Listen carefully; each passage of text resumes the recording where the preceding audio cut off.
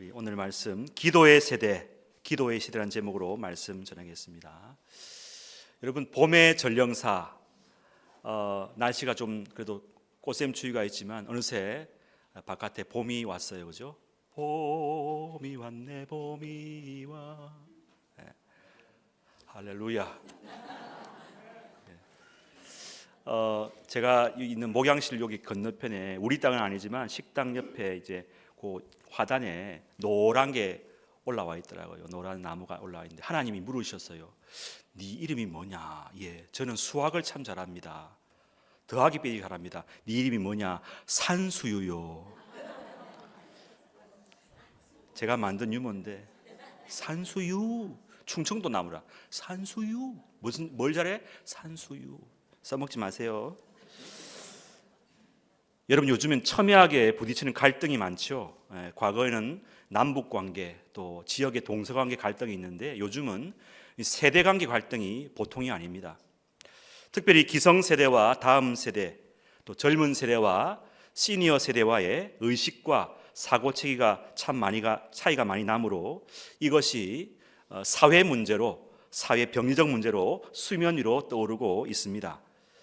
심지어 먹고 사는 생계의 문제, 직업, 취업의 문제까지 이 젊은 세대와 나이 든 세대 간의 이 밥그릇 다툼으로 비화되고 있기도 합니다.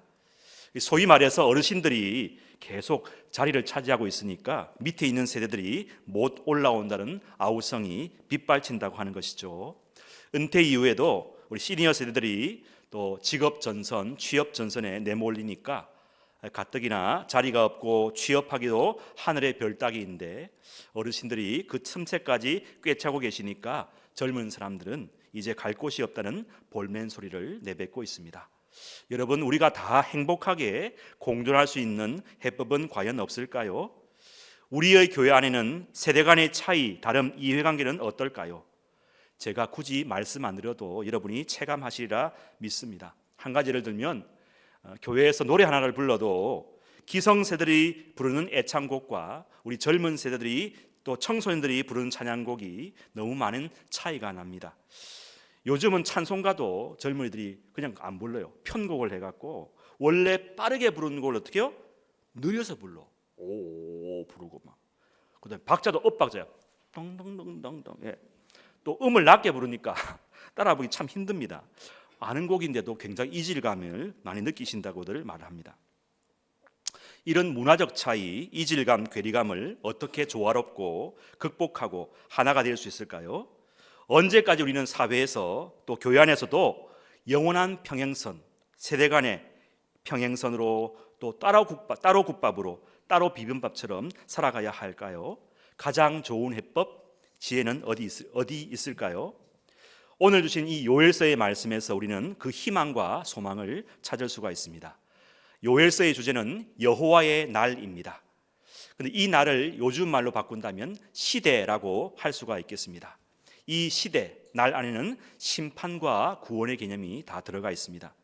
택한 백성들에게는 구원의 날이지만 하나님을 경외하지 않고 택한 백성들을 못살게 구는 사람들에게는 하나님의 혹독한 심판과 징계의 날이라고 할 수가 있겠습니다. 종말론적인 개념이 여호와의 날이라고 할 수 있겠는데요, 사실 지금 시대가 그렇지 않습니까? 사회적으로는 부의 양극화, 계층의 양극화, 세대 간의 갈등과 단절로 인해서 사회가 양분되고 쪼개어지고 저마다의 이익과 이해관계로 갈등과 충돌이 비일비재하게 나타나고 있습니다. 그런데 이 모든 일을 자세히 미루어 살피면 그 안에 뭐가 잠재되어 있냐 하면은 바로 죄가 연루되어 있다는 사실입니다. 이 죄가 무엇이냐? 여기 지금 화살나무죠, 맞죠? 김정국 권사님, 화살나무인데, 자, 관역에 화살이 쫙 해서 명중을 하면 좋은데 이 화살촉 끝이 좋지 않거나 활을 쏜 이 궁수가 충분히 안 당기면 휙 날아가다가 꺾이게 되죠. 그렇죠? 목표점에 도달하지 못하고 떨어지는 상태를 뭐라 하냐면은 하마르티아, 하타랍니다. 그래서 그걸 죄라고 하는 거죠. 하나님이 원하시는 그 절대선의 상태에 도달하지 못한 상태를 죄라고 하는데 우리 인간은 하나님의 목적이 무엇입니까? 인간의 거룩함, 우리의 온전함, 하나님을 경외함이라는 목표에 도달하지 못하고 어떻게 해요? 자기의 욕심과 정욕, 이기심, 자기 중심성의 굴레와 한계를 벗어나지 못한다는 뜻이죠.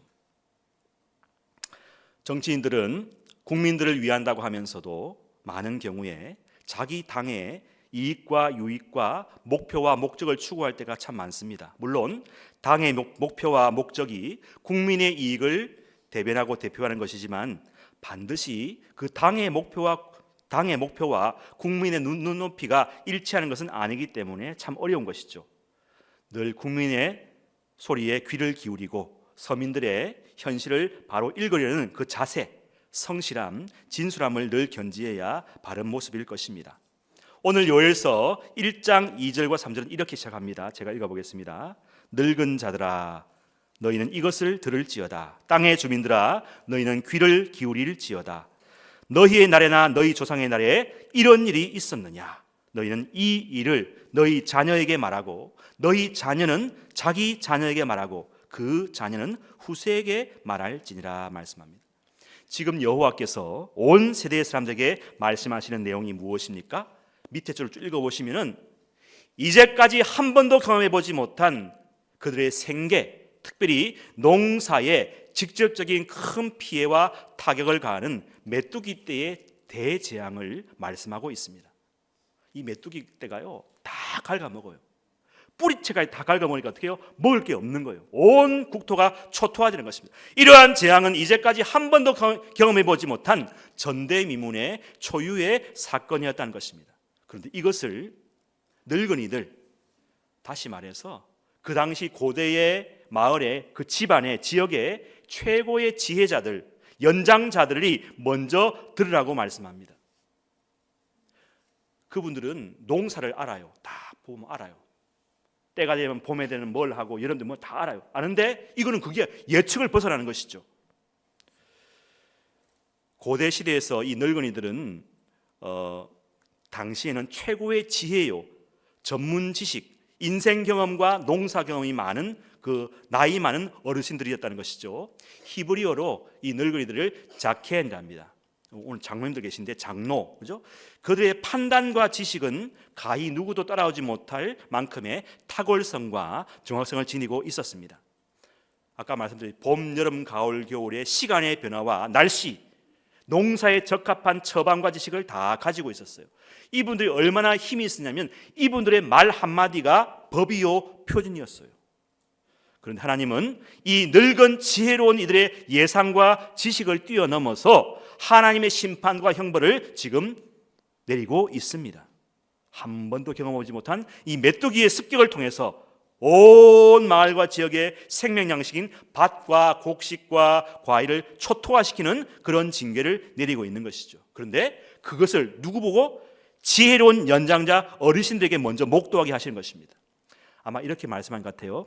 그래, 마을의 최고 지도자라고 자부하는 너희들이 똑똑히 이것을 보아라. 그동안은 너희들이 경험과 지식으로 예측을 하고 판단으로 다 했지만은 너희들이 하나님을 경외하지 않고 너희들의 지식을 믿고 너희들의 교만함을 믿는 가운데 내가 분노하고 화가 나서 이제는 너희들이 나의 일하심, 하나님의 판단과 계획은 너희들을 능가한다. 똑똑히 나의 모습을 보아라. 그렇게.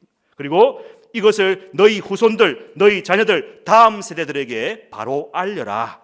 이것이 너희의 죄가 자초한 대가라는 것을 바로 알려라. 이렇게 말씀하고 있습니다. 얼마나 심각했으면요, 오늘 본문 요엘서 1장 12절 후반절에 이렇게 말씀합니다. 이러므로 사람들의 즐거움이 말랐도다. 즐거움이 다 말라서요, 비틀어졌어요. 즐거움이 없어요. 요새 말로 낙이 없는 거예요. 아침에 눈을 뜨는데요, 낙이 없어요. 소망이 없는 거예요. 모든 희망과 소망이 사라진 절대 절망의 상황을 묘사한 말이라고 할 수가 있습니다. 여러분, 하나님이 거두어 가시면, 하나님이 비를 내리지 않고 하나님 메뚜기를 보내시면요, 우리 살 수가 없는 거예요. 하나님이 이 지구를 붙드시지 않으면, 하나님이 여러분의 자신을 붙드시지 않으면 우리는 삶의 존재 의미가 없는 것입니다. 지금 사회에 불거지고 있는 많은 대립과 갈등이 있지 않습니까? 그 속에 뭐가 있습니까? 그 속에 죄가 있다는 것. 그것이 자기 이기심이 다 있다는 것입니다. 다 좋은 말 하죠. 다 명분 싸움입니다. 그 속에 뭐가 있습니까? 욕심, 이기심, 죄, 교만 다 있어요. 성공, 이기주의, 자본, 돈, 명예, 성공에는 자본주의적 야누스의 얼굴이 다 숨겨져 있는 것입니다. 여러분, 이런 죄악의 본질을 우리 하나님이 보시지 않겠습니까? 예레미야 17장 9절 말씀이 말합니다. 만물보다 거짓되고 심히 부패한 것은 마음이라. 10절, 나 여호와는 심장을 살피며 폐부를 시험하고 각각 그의 행위와 그의 행실대로 보응하나니 말씀합니다. 우리 하나님은 시대의 마음들, 세대의 마음들을 달아보시고 결코 좌시하지 아니하시고 공의와 공평의 잣대로 심판하고 징계하심을 말씀하고 있습니다.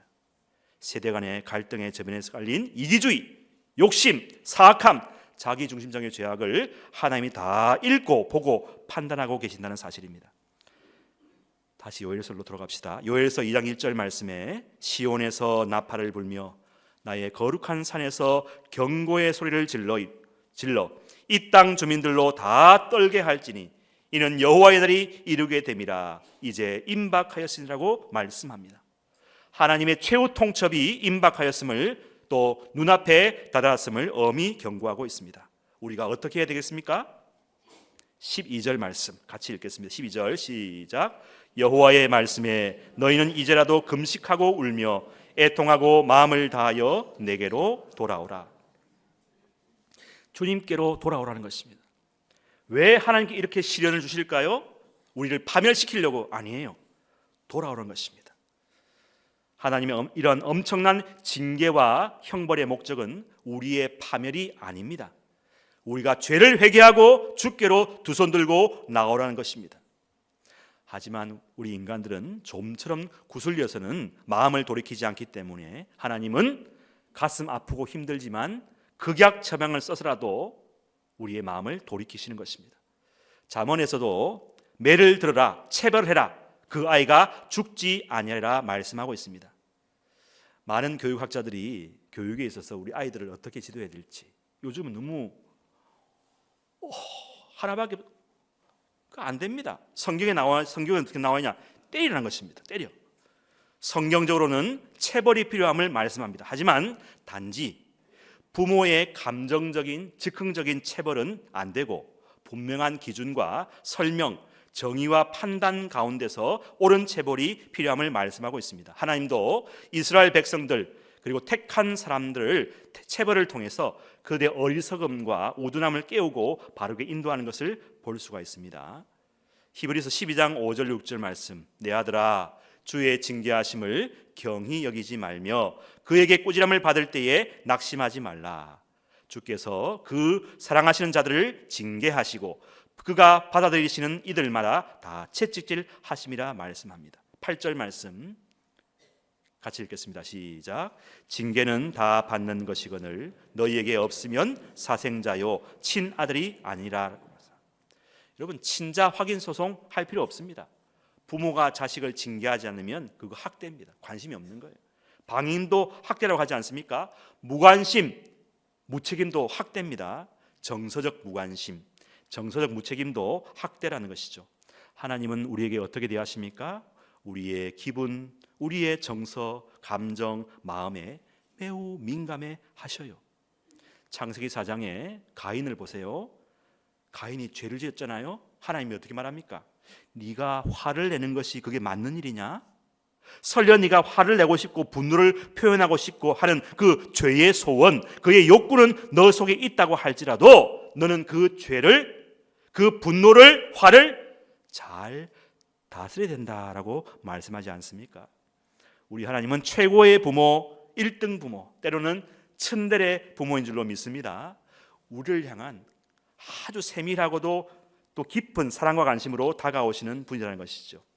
그런데 그 하나님이 참을 수 없는 분노와 죄를 자녀들에게 표출하신다는 뜻은 무엇입니까?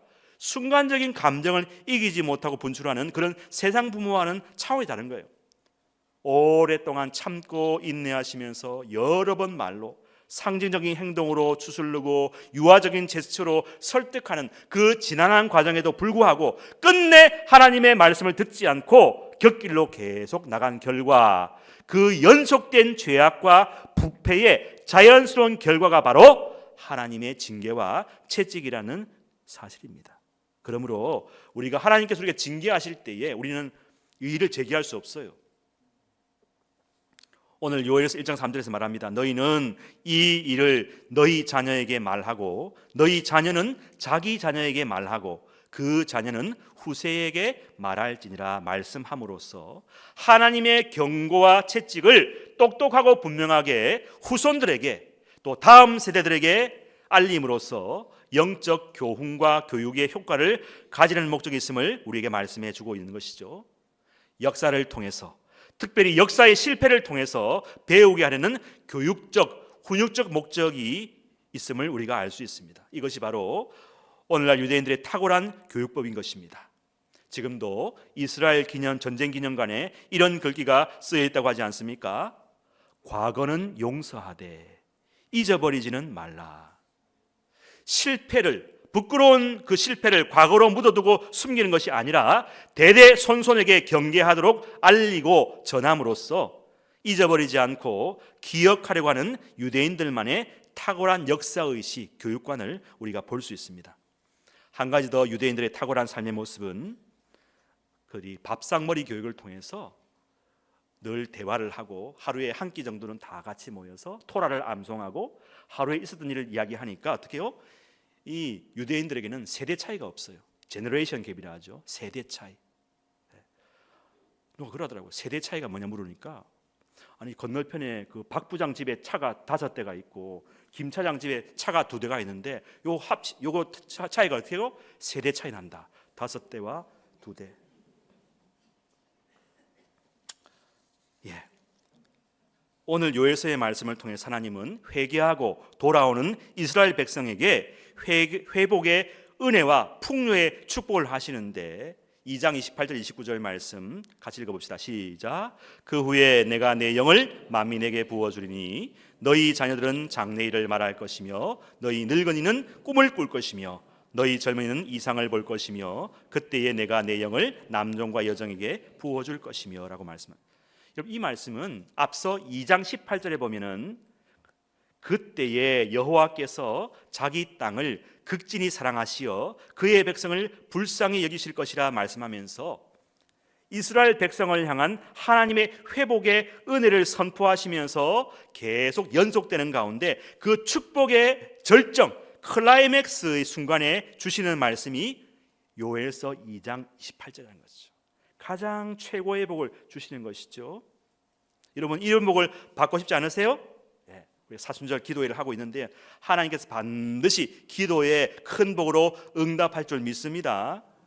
저는 이 설교 준비하면서 원래는 이 요엘서 2장 28절 29절 말씀이 사도행전에 나오는 베드로가 그 성령 세례, 은사와 능력과 방언 받을 때에 인용하는 구약 근거 구절로만 생각했는데 요엘서 1장부터 4장까지 쭉 읽어보니까 몇 번 읽어보니까 그게 아니라더라고요.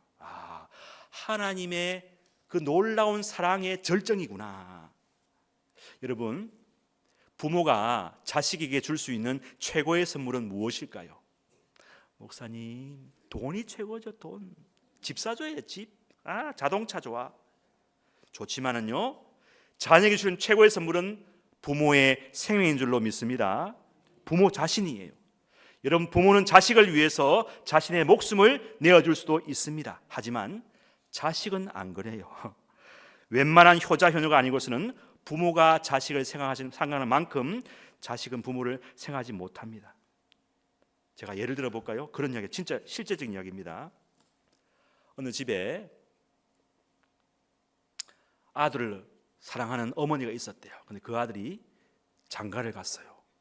그럼 누가 들어오죠? 며느리가 들어오죠. 그 아들한테는 아내죠. 그래서 어머니가 한번 물어봤어요. 떠봤어요. 야, 저기 깊은 강에 내하고 너그 아내하고 빠지는데 어떻게 할래? 두말하면 잔소리. 아들이 뭐랍니까? 나는 우리 아내를 구할 거야. 엄마 안 구해. 화가 났어요. 내가 너를 어떻게 키웠는데? 그럼 그 이유는 한번 들어보자. 이야기합니다. 아들이 이야기합니다. 엄마, 나는 처음부터 엄마를 선택하지 않았어. 엄마가 날 낳은 거지. 그런데 여기 있는 아내는 내가 선택했잖아. 내가 좋아서. 그러니까 내가 선택했으니까 끝까지 책임지는 게 맞지. 엄마가 화는 났지만 네 말도 맞다. 그래도 안 된다. 그랬다고 이야기합니다. 여러분, 잠시 이야기가 옆으로 가는데요, 우리 하나님 아버지가 택한 자녀에게 주시는 최고의 선물은 바로 뭡니까? 하나님 자신이죠. 28절 말씀, 그 후에 내가 내 영을 만민에게 부어 주리니. 하나님께서 자기의 영을, 자기 자신을 주겠단 말씀입니다. 자기 자신을 다 준. 여러분, 하나님께서 당신의 영을 우리에게 부어 주시겠다고 말씀하십니다. 하나님 자신의 영은요, 하나님의 소유의 일부를 떼어주는 게 아니에요. 하나님의 본질, 하나님의 속성, 하나님의 전부, 하나님 자체를 무상으로 우리에게 양도해 주시겠다는 말씀입니다. 최고의 선물은 하나님의 영, 하나님의 영광, 하나님의 인격, 하나님의 속성, 본질인 줄로 믿습니다. 그 하나님의 영이 우리에게 부어질 때에 어떤 일이 났냐? 첫째, 따라합시다. 너희 자녀들이 장래일을 말할 것입니다. 할렐루야. 여러분 집의 자녀들은 무슨 말을 합니까? 무슨 일을 말합니까? 무슨 장래일을 이야기해? 장래일을 걱정하지. 비관합니다. 어려워. 여러분, 여기 장래일을 말한다는 것은요, 예언을 한다는 말이 아닙니다. 하나님이 하실 일을 기대하고 찬양하고 선포한다는 뜻입니다. 비록 현실은 어려워도, 취직은 잘 안 되고, 애인이 잘 안 구해져도요, 믿음의 언어, 확신의 언어, 찬송의 언어를 내뱉고 긍정적인 말로 나는 끝까지 하나님을 신뢰하겠습니다, 이런 말을 한다는 것입니다. 하나님의 영, 성령이 임할 때 나타나는 현상입니다. 이런 일이 우리 교회 다음 세대 자녀들의 입에서 나오게 되기를 간절히 축원합니다. 여기 장래일은요, 개인적인 것일 수도 있겠지만은 오늘 본문의 문맥에서는 시대의 징조와 미래에 대한 것이라고 보는 게 맞습니다. 그러면 성령이 우리 아이들에게 임할 때에 우리 아이들 입에서 하나님께서 이 시대를 통하여 하실 일에 대하여 선포하고 찬양하고 예언하고 하나님의 말씀을 대언하는 놀라운 일들을 하게 된다는 뜻입니다. 두 번째는 따라하십시다. 너희 늙은이들은 꿈을 꾸게 된다. 여기 늙은이들은요, 기력이 없고 힘이 다 빠진 그런 나이 많은 세대만을 뜻하지 않습니다. 성경 시대의 늙은이들은요, 아까 말씀드렸듯이 그 마을과 집안의 최고의 지혜자요, 권위자요, 전문가를 가리킵니다. 누구도 범접할 수 없는 최고의 농사와 인생 경험에 대한 통달한 지혜자를 가리킵니다. 근데 사실 그런 사람에게는요, 옛날부터 굳어진 자기만의 방식이 있기 때문에 새롭게 무슨 공부를 한다거나 새로운 지식을 습득하는 그런 모습은 찾아보기가 참 힘듭니다. 왜요? 이미 수십 년 동안, 수백 년 동안 내려온 전통 관습, 구전 지식에 젖어 있기 때문에 새로운 것에 대한 개방성이나 수용성은 많이 떨어집니다. 누구도 우리 이 원로들, 우리 또 어르신들의 생각과 고정관념을 바꾸기란 사실상 어렵지요. 그만큼 굳어진 사고방식을 가진 그 분들에게 성령이 임하면 어떻게 되느냐? 꿈을 꾼다는 말씀입니다. 할렐루야. 천지가 개벽할 일이 생긴다는 것입니다. 어떻게 이런 일이 생길까요? 자기만의 세계, 자기만의 고집, 자기만의 사고방식에 사로잡힌 그분들이 어떻게 새로운 꿈을 꾸고 상상의 나래를 펴고 미래를 이야기하고 새로운 질서에 대해서 말할 수 있다는 말씀입니까? 인간의 능력과 힘으로는 있을 수 없는 것이죠. 그런데 하나님의 영이 임하시면 가능하다는 뜻입니다.